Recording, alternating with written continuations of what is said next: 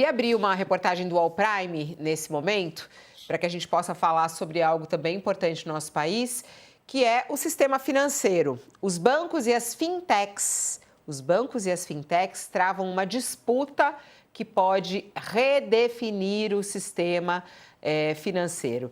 Embarcado no propósito de aumentar impostos para não ter que cortar despesas crescentes, o governo Lula tem repetido o mantra genérico da justiça tributária para justificar as tentativas de subir a tributação das fintechs para alegadamente equipará-las aos bancos. Eu estou lendo o texto dele, né? Do maravilhoso Graciliano Rocha, que já está conosco ao vivo aqui no nosso All News para trazer essa reportagem que está na nossa manchete ali, ó. Está na manchete não, ela está na nossa capa do UOL. Olá, Graciliano, seja bem-vindo ao nosso programa. Bom dia para você. Bom dia, Fabiola. Obrigado pelas palavras gentis aí. Prazer em vê-los aí todos, Josias, o Sakamoto. Muito prazer em estar aqui. Obrigado pelo convite.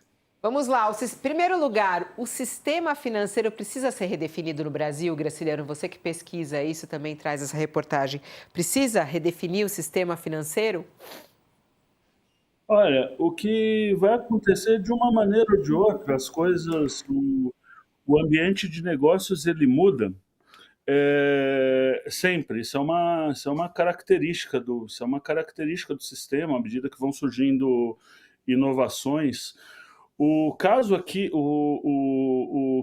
importante, a batalha que existe hoje é uma batalha dos grandes bancos, que eles são um fator de estabilidade óbvia para o sistema brasileiro, ou seja, a gente não passou nos últimos 20 anos, a gente não passou por problema de liquidez nos bancos, eles deixam um sistema estável. Por outro lado, eles são um fator de concentração e menor concorrência. Então existe uma briga dos bancos com as fintechs que o governo joga um papel decisivo, que é sobre aumentar ou não a tributação sobre o lucro das fintechs. Os bancos e o governo estão no mesmo lado nesse negócio, por razões diferentes. O governo porque precisa arrecadar mais de qualquer jeito, porque ano que vem é um ano de eleição e ele tem programas novos, coisas que custam dinheiro. Tipo, a isenção do imposto de renda para quem ganha até 5 mil, tira dinheiro do caixa do Tesouro. O programa para distribuir gás de cozinha é uma despesa nova. O aumento da abrangência do pé de meia, idem. E assim vai. E agora tem até esse buraco de 20 bi nos Correios para gerir, né? E o governo não quer cortar despesas, então ele está correndo atrás de todos os meios possíveis para aumentar a arrecadação, que é bom dizer que já vem batido recorde em cima de recorde sob a gestão do ministro Haddad. Os bancos e o governo estão no mesmo lado desse negócio de aumentar a taxação das fintechs por razões diferentes. O governo porque quer arrecadar, os bancos porque eles alegam que eles sofrem concorrência desleal. Na verdade, é uma briga por espaço de mercado, mas o governo ele está com a faca e o queijo na mão para decidir. O argumento das fintechs contrário a essa alta de impostos é que, na verdade, essa alta de impostos ela seria um meio, na verdade, de ajudar os bancos a deixar o mercado mais concentrado. As fintechs elas apresentaram um estudo que elas já pagam mais impostos do que os bancos. Os bancos negam isso, claro. Mas as fintechs elas têm um argumento que o lucro dos bancos, ele antes dos impostos, é uma métrica, tem uma discussão contábil nisso, mas resumindo é o seguinte: os bancos são capazes de deduzir uma quantidade maior de dinheiro, fazendo a quantidade real de dinheiro que sai do caixa para o fisco seja percentualmente menor do que nas fintechs. Esse é o argumento das fintechs, ou seja, que os bancos pagariam a alíquota, o imposto no papel é maior, mas na prática é menor. Essa é a alegação das fintechs. Os bancos negam isso, dizem que o estudo das fintechs está... Graciliano, mas eu queria saber o que é real, né? Porque, claro, um fala uma coisa, o outro fala outra. Quem paga mais? Né? Isso que quem paga mais? Dá para dizer que as fintechs pagam mais que os bancos? Não, o estudo das fintechs tem uma métrica contábil aceitável. Aceitável. Aceitável.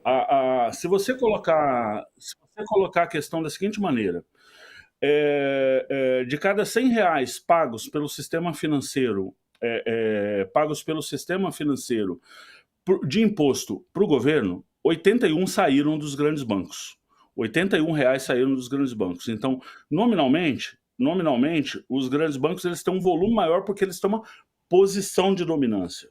As fintechs, especialmente as menores, elas têm mais dificuldade para fazer deduções nos seus impostos. Vou dar um exemplo. Isso aí comparando. Imagina a pessoa esse é um exemplo que veio da Zeta, inclusive, não é meu. Imagina uma pessoa de alta renda que ela deveria pagar 27,5% de imposto de renda, mas ela é capaz de deduzir despesas médicas no Einstein, educação privada dos filhos, todo tipo de dedução que só está disponível para quem tem uma determinada alta renda. No fundo tem duas questões em jogo sobre isso.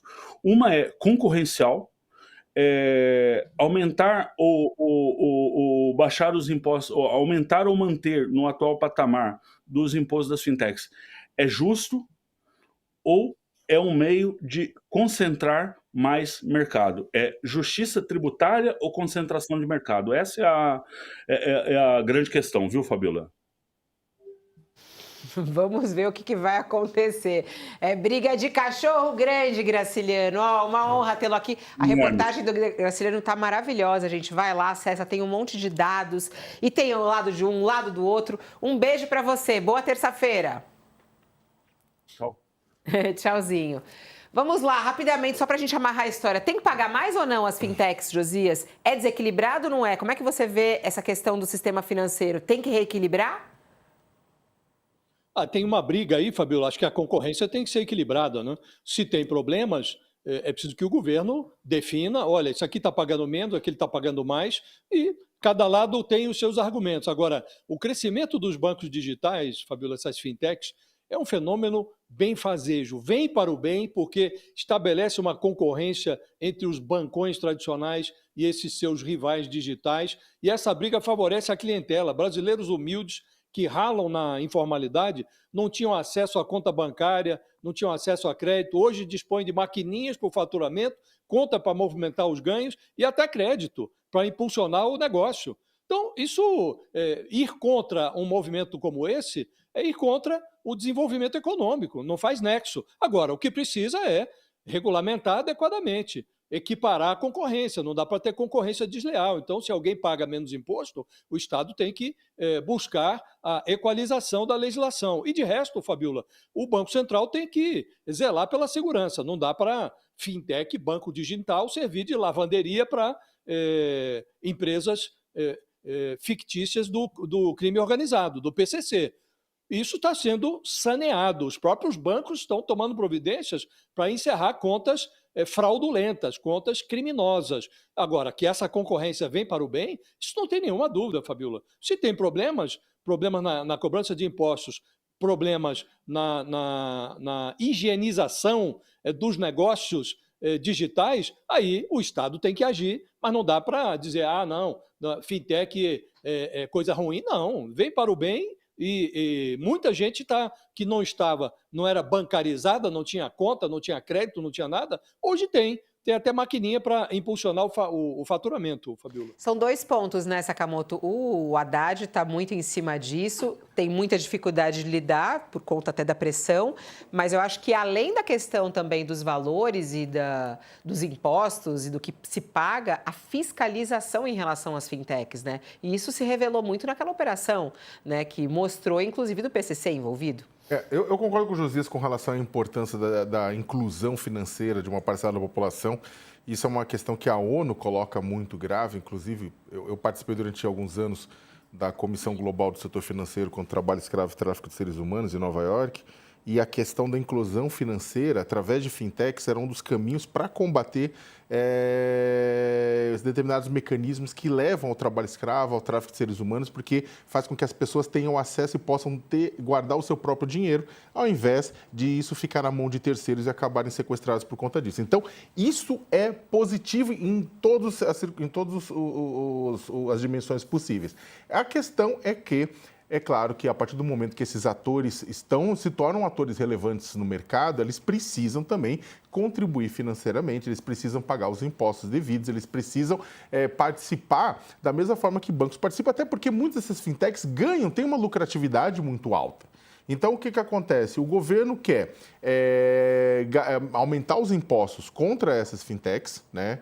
E, ao mesmo tempo, melhorar o sistema de cobrança, melhorar o sistema de fiscalização para impedir, como bem colocou a Fabiola, que determinadas empresas sejam utilizadas para lavar dinheiro do crime organizado. Eu não estou dizendo que essas empresas existem para lavar dinheiro do crime organizado. Claro que não. Da mesma forma que bancos também não existem para lavar dinheiro do crime organizado. Mas, para evitar que isso aconteça dos dois lados, precisa ter mecanismos de controle. E o governo quer avançar nisso, quer avançar na questão da cobrança, quer avançar no sistema de controle. Tem gente que é contra, mas depois das operações na Faria Lima, é claro que isso se coloca como ordem do dia. E, Fabiola, ligando e terminando, não só isso, como o governo estava querendo melhorar a taxação de dois grupos de empreendimentos. Um era as fintechs, o outro eram as bets. Bets essas que se tornaram um problema de saúde pública nacional e que o dinheiro de aumento de impostos contra as bets deveria ser aplicado neste exato momento não para saneamento das contas públicas, mas para garantia de tratamento da população.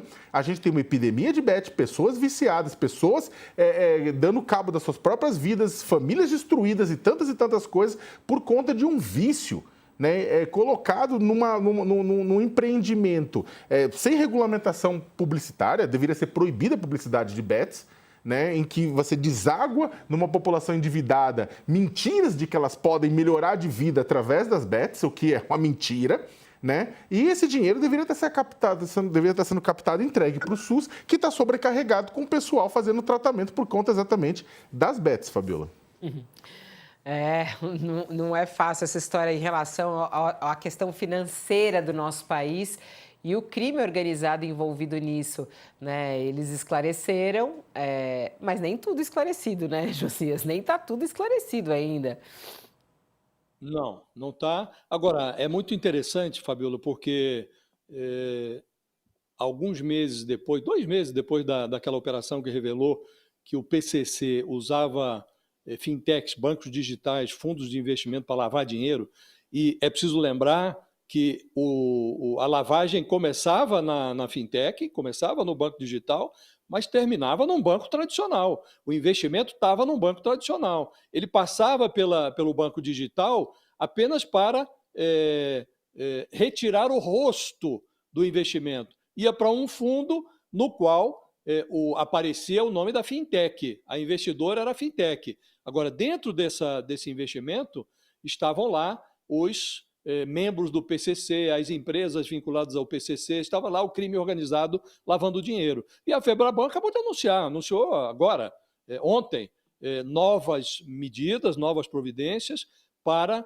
apressar a higienização das suas contas. Estão fazendo lá um pente fino para identificar essas contas nas quais transita dinheiro sujo, querem encerrar as contas, querem informar o Banco Central, o COAF, a Receita Federal, os órgãos de controle, né, vão também encerrar, pelo menos estão prometendo, isso foi anunciado pela Febraban, querem fechar as contas movimentadas por esses cassinos eletrônicos, essas chamadas bets, que não têm autorização do governo para funcionar, querem fechar também essas contas. Então, eles próprios estão, Fabiola, preocupados e não é só banco digital, não, também os bancos tradicionais estavam sendo utilizados, segundo a investigação feita por aquela força-tarefa que envolve governo federal e governo estadual, também os bancos tradicionais estavam sendo usados nesse esquema de lavagem. Né?